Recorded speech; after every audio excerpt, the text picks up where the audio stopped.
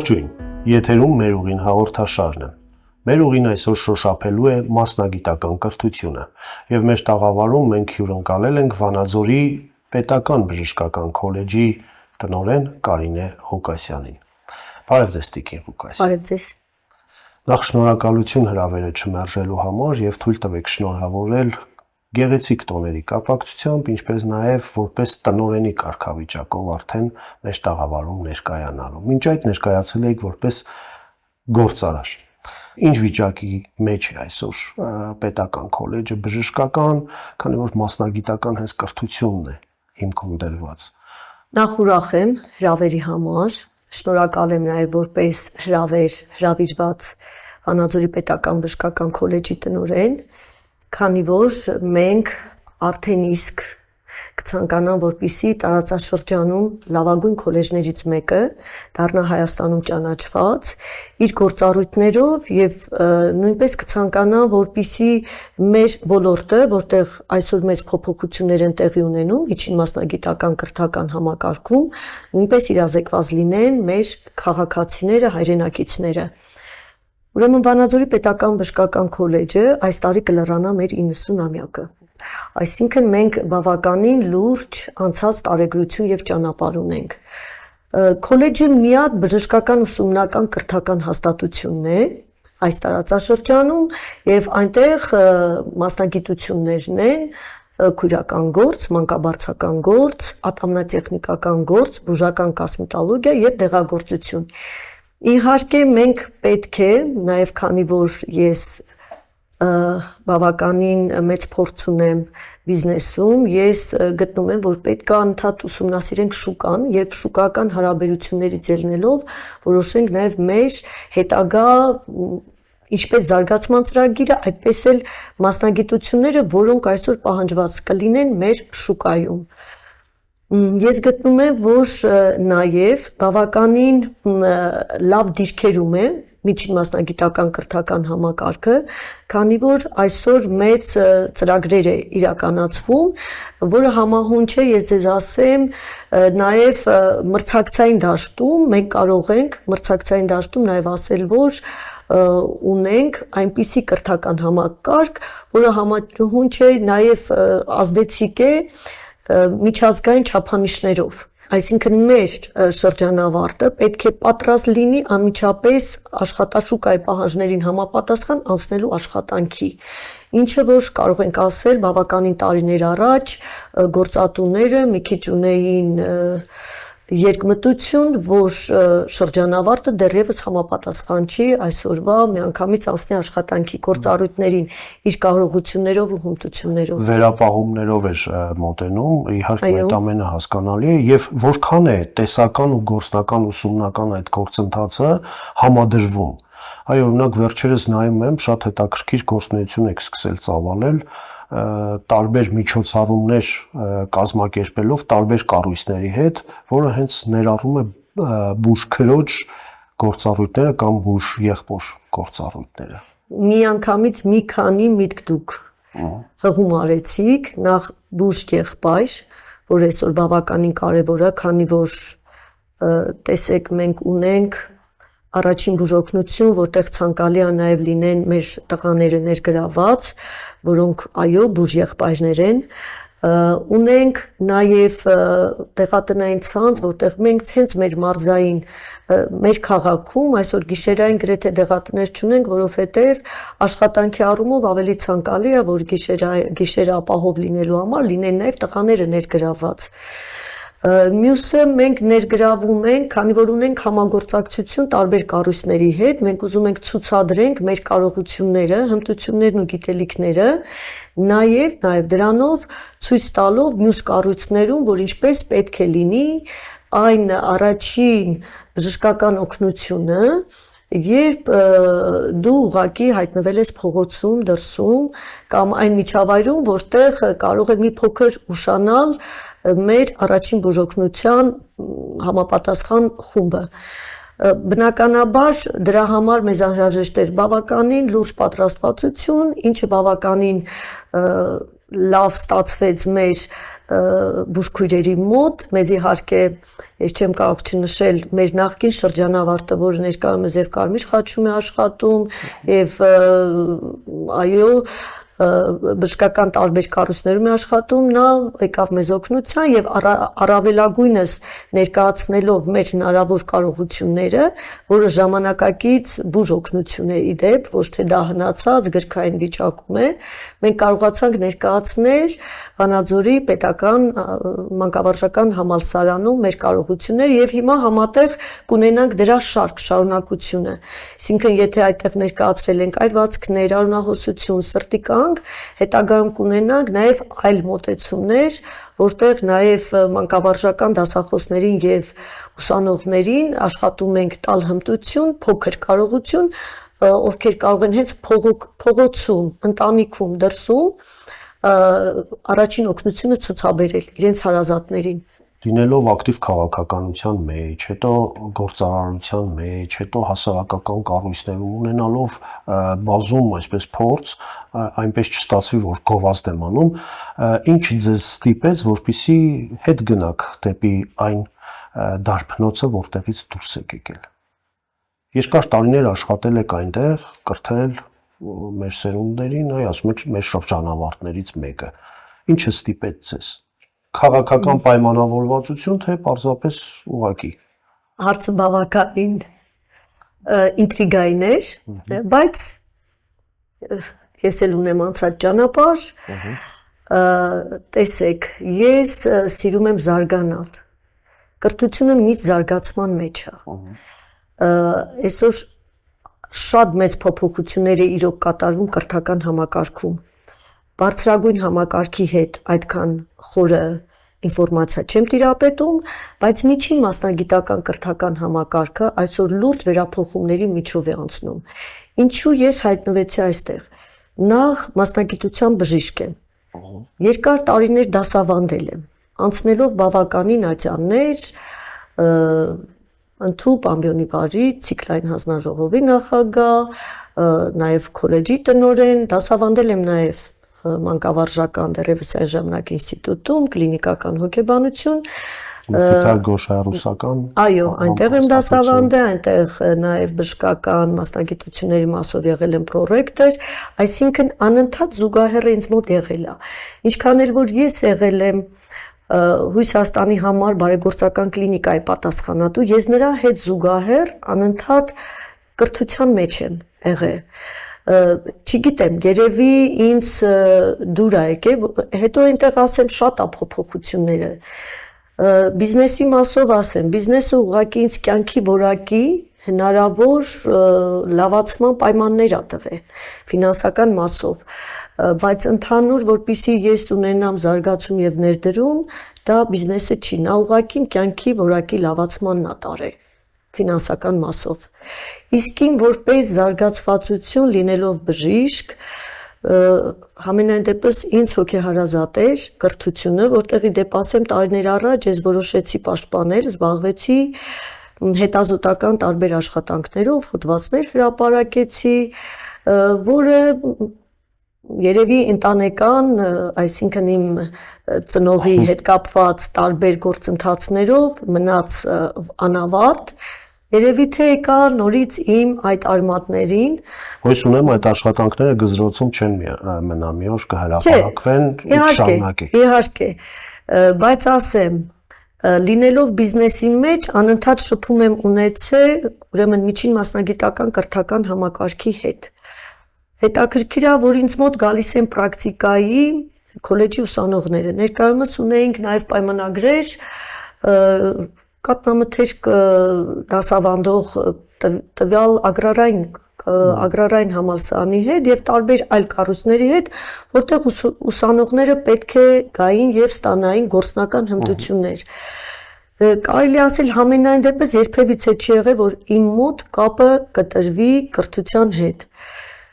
Եվ երևի թե իմ զարգացման այս տեսլականը, նպատակները, բացի դրանից, այ հիմա ունենք աշխատանքի ընթացքում ուսուցում, ունենք կարճաժամկետ ուսուցումներ։ Ես այդտեղ շատ ճկուն եմ ինձ զգում։ Ես ուզում եմ այդ նորը բերել մեր բժշկական քոլեջ։ Ինչու ես այսպես հարցը ձևակերպեցի, որովհետև խոսում ենք լավից։ Այսօր ինչ խնդիրների առաջ է կանգնած նաև որպես հաստատություն։ Խոսքը չի վերաբերվում գլոբալ խնդիրների մասին, այլ կրթական ծրագրերի, այ քանի որ հենց տիրապետում եք թե օրենսդրությանը, թե կրթական, թե գործնական, ինչ խնդիրներ այսօր ունի Ես ասեմ, ուրեմն տեսեք խնդիրները կախված է տվյալ հաստատության տնօրենից, որովհետև հնարավորությունները մեծ է, որպեսզի դու զարգացնես։ Տրված ընդհանուր կառավարման հնարավորություն, որպեսզի մենք մեր կառավարման հնարավորություններով զարգացնենք տվյալ ուսումնական հաստատությունը։ Հիմա միգուցե իմ անցած ճանապարհը, քանի որ ես բիզնեսից եմ ավելի շատ հմտություններ ձեռք բերել, այն մեծ հնարավորությունն է տալիս, որպեսզի ես տեսնեմ, օրինակ շենք եմ մտնում, զգում եմ լուսավորությունը լավը չի։ Ինքը շատ հնարավոր գործառույթ է, որպեսզի դու ուղղակի վերցնես եւ ծախսատար։ Այո, դու փոխես այդ լուսավորությունը, դու կարող ես դա անել։ Շատ մինիմալ բան ասեմ, գրադարանի թվայնացում, հա, ինտերնետ չի եղել մեր մոտ։ Հիմա գրադարանը ունի ինտերնետ։ Էլեկտրոնային գրատախտակի օգտագործում, որը պետքա բնականաբար բոլոր երեխաները եւ դասախոսները այդ կարողությունը հմտություն ունենան։ Ամենահասարակ բանը մի խոսքով լուսավորը ձեր մեջ է, պիտի լույս լինի անպայման։ Ես ասեմ, այդ լույսը կրթության լույսն է, որ պետքա բոլորի վրա իջնի։ Եվ կրթության զարգացումը, այսօր որ այդ հնարավորությունն են, միջին մասնագիտական, ինքը իրոք շատ մեծ է, ուղղակի պետքա հասանելի դարձնենք մենք բոլոր մեր հանրությանը, երբ որ մենք կարող ենք մեր այսօրվա հասարակությանը կարճաժամկետ, միջնաժամկետ եւ միգուցե ամենաերկար ժամանակահատվածը դա 3-ից 4 տարին է, եւ ես կթվարկեմ արտոնությունները, տալ այն հնարավորությունը, որ մեր երեխաները մտնեն աշխատաշուկա։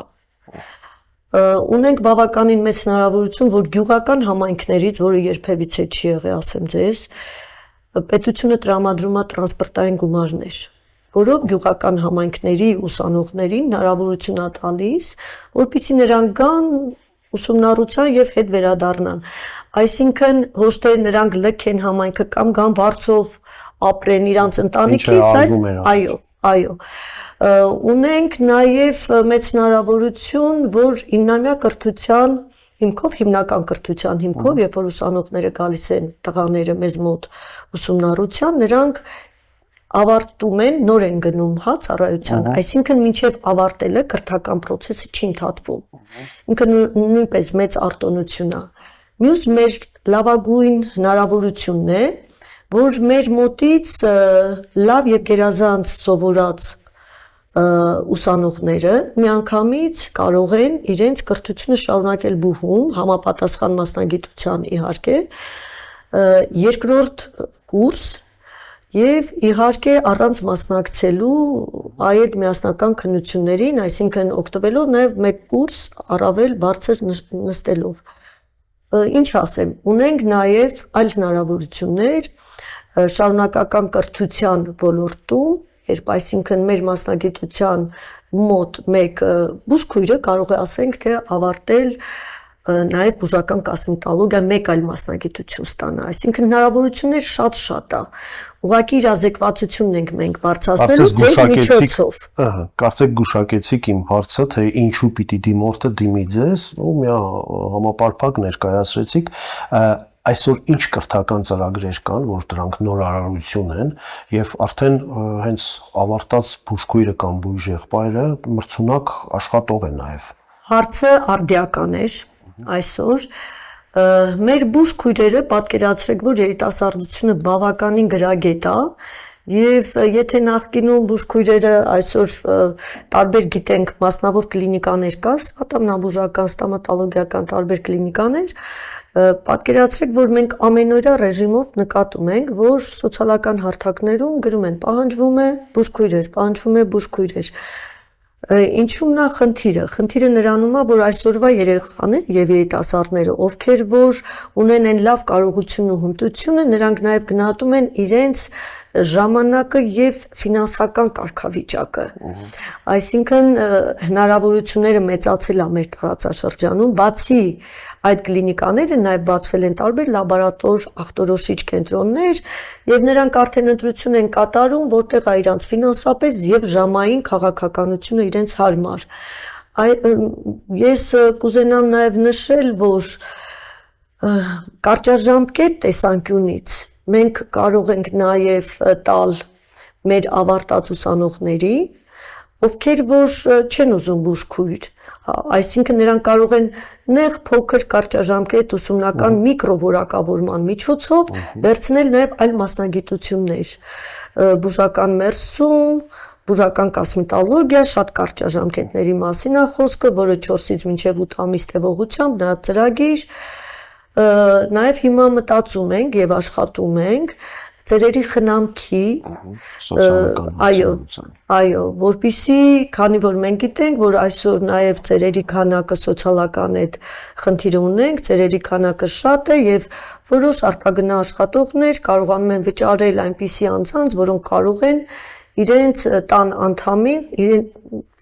ծեր անձին խնամքով զբաղվել։ Այսինքն մտածում ենք շուկան ինչ է մեզ առաջարկում եւ ուզում ենք շուկային համահունչ տալ այդ մասնագետներին։ Դրանք ձեր գաղափարներն են, թե պետական ծրագրեր են։ Իրանք տեսեք, պետության կողմից թույլատրվող գործառույթ է, որը տնօրենը պետք է կյանքի կոչի։ Այսինքն պետք է այսօրվա տնօրենները ոչ թե այն ծրագրերը իրականացնեն, որը մշտապես եղել է եւ այդպես գնում է, այլ այն հնարավորությունը, որը այսօր մենք ունենք, պետք է նաեւ աշխատացնենք դա, որպեսզի ինքը հավելյալ նաեւ ֆինանս բերում տվյալ կազմակերպությանը մեր քոլեջին։ Այսինքն մենք պետք է մտածենք ինչպիսի հավելյալ ոսկեր ապահովենք մուտք դեպի քոլեջ, որպեսզի նաեւ այո ներքին աշխատանքներ ունենք, տարբեր աշխատանքներ, որ հնարավորություն ունենան եւ նորոգման, եւ նորացման, այսօրի դեպ, քանի որ հնարավորություն են ձեռնվել այստեղ գտնվելու, ես ասեմ, որ մենք ունենք նաեւ համաբուժարան, այն պետական միակ նաեւ ուսումնական հաստատություններից ենք, որ ունենք համաբուժարան, համաբուժարանը ինքը նույնպես ունի իր գործառույթները եւ մենք փաստացի նաեւ մեր ուսումնական ուսանողների պրակտիկան արդեն իսկ իրագործում ենք տվյալ համաբուժարանում։ Բացի այն, որ օգտագործում ենք իհարկե մեր մարզի տարբեր համաբուժարաններ, մեր հիվանդանոցը, բայց շատ ավելի ճիշտ է, որ մենք կարողանում ենք, հնարավորություն ունենք տարբեր նյութերի գնումը ապահովել եւ երեխաները իրենց գործառույթները, կարողությունները այդտեղ փորձեն։